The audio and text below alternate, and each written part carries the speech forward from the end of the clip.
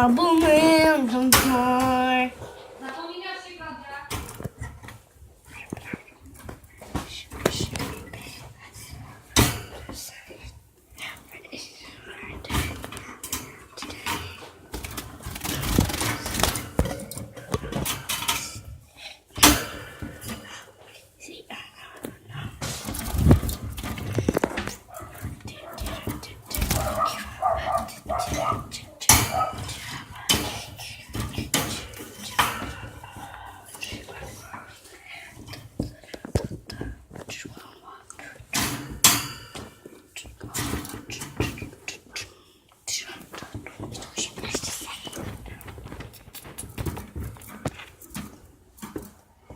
Informacja.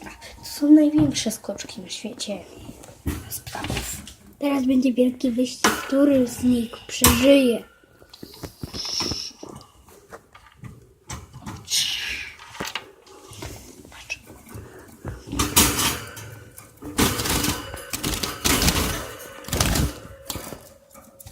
Będziemy z nimi nakręcać odcinki Przygody ptaków.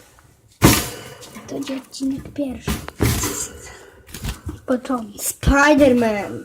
To jest prawdziwy Spiderman. A jak mam na imię? A jak ma na imię? Jak ma na imię? Patrzcie. To jest prawdziwy Spiderman, a to Staś.